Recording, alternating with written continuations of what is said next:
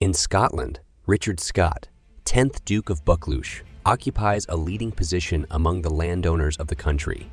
Richard Scott, 10th Duke of Buccleuch, is one of the leading men among the landowners of the country. His real estate portfolio is big enough to turn a head's head.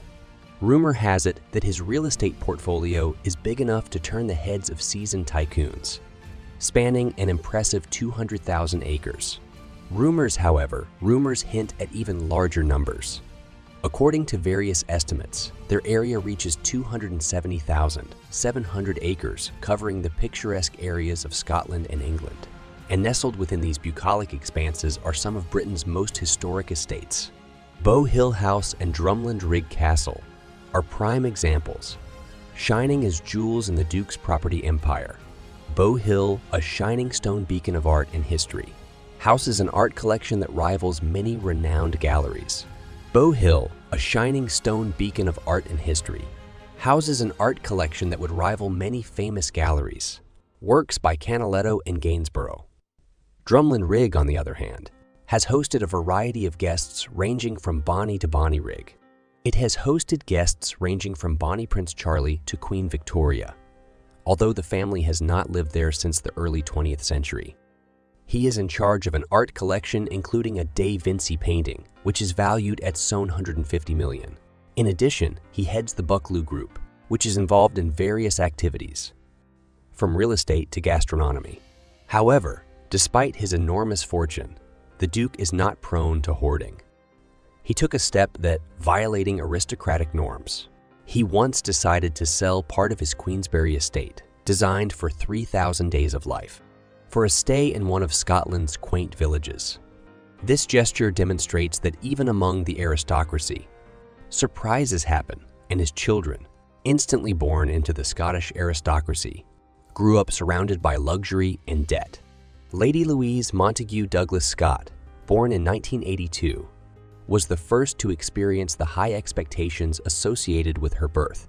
Her brother, Walter John Francis Montagu Douglas Scott, Earl of Dalkeith, born in 1984, was prepared to inherit the dukedom. His education likely included lessons in leadership and management. And Lord Charles Montagu Douglas Scott was born in 1987. The youngest Lady Amabel Elizabeth Gabriel Montagu Douglas Scott, born in 1992, grew up under the guidance of her older brother and their mother, Lady Elizabeth Kerr, in 1987. The mother, Lady Elizabeth Kerr, was a philanthropist who sadly passed away in 2023 and left a lasting mark, influence, instilling a love of art and philanthropy and continuing a legacy of culture and kindness. In their upbringing, while it's certainly great to hear about how this famous clan enjoys their millions and raises the next generation, we're sure the big question you're wondering is, how did the Bates family, how did the Buccleuch family get so much power to acquire the land? I apologize, but to answer your question, dear viewers, we will have to rewind time a little and imagine how we find ourselves in the green expanses of Scotland in the 15th century.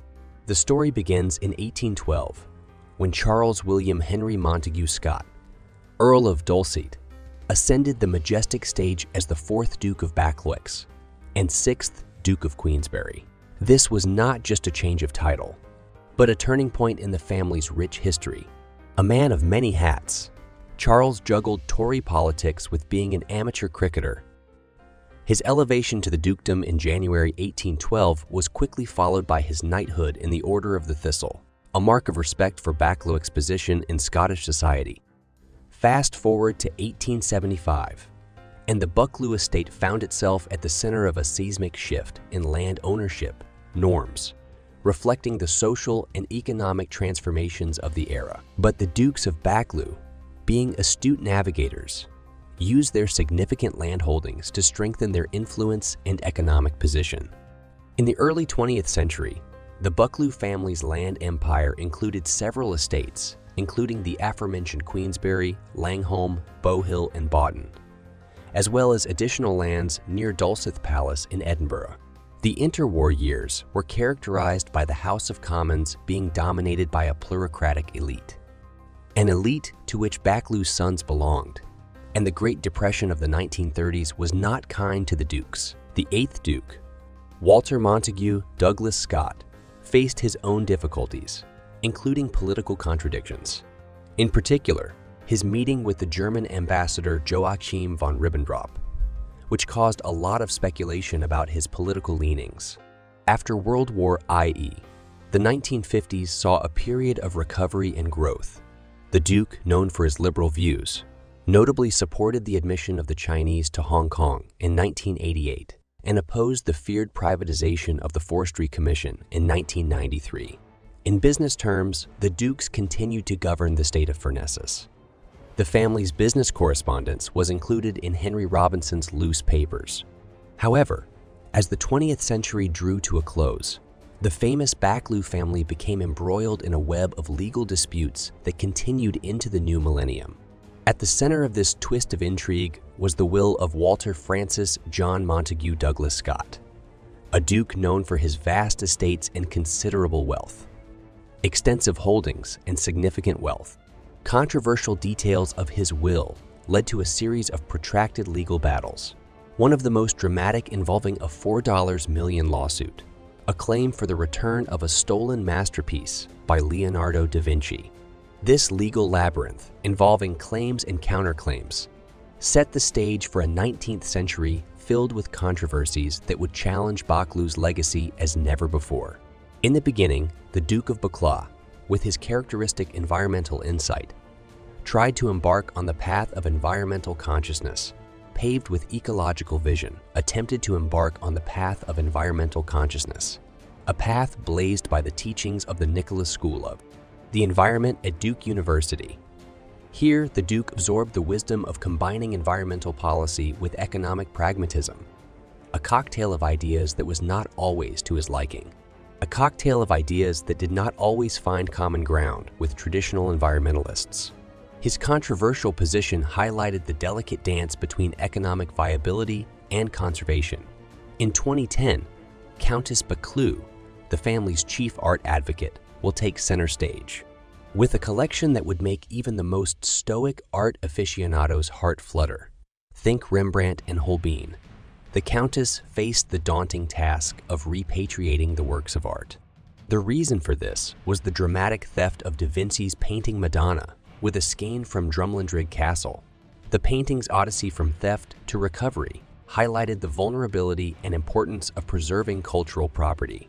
The Countess's efforts coincide with a global movement to return works of art to their rightful owners, entangled in legal labyrinths and diplomatic intricacies. Luckily for them, her commitment to ethical art ownership not only put Buccleuch's name in a favorable light, but also highlighted the complexity of art repatriation policies. Meanwhile, in 2012, the 10th Duke faced economic problems. To cope with huge tax liabilities, he made a landmark decision. He sold vast plots of land and many works of art and rare books. This was not just a financial transaction. This was a reorganization of the family heritage in response to economic pressure, in response to the economic pressures of the time. 2 years later, the Duke sailed the family ship to the shores of renewable energy. This venture, a significant break from tradition, marked the family's transition to sustainable development. By participating in renewable energy projects, the Duke demonstrated his commitment to more modern environmental ideas, thereby promoting local economic development and supporting public infrastructure. Economic development and public infrastructure support.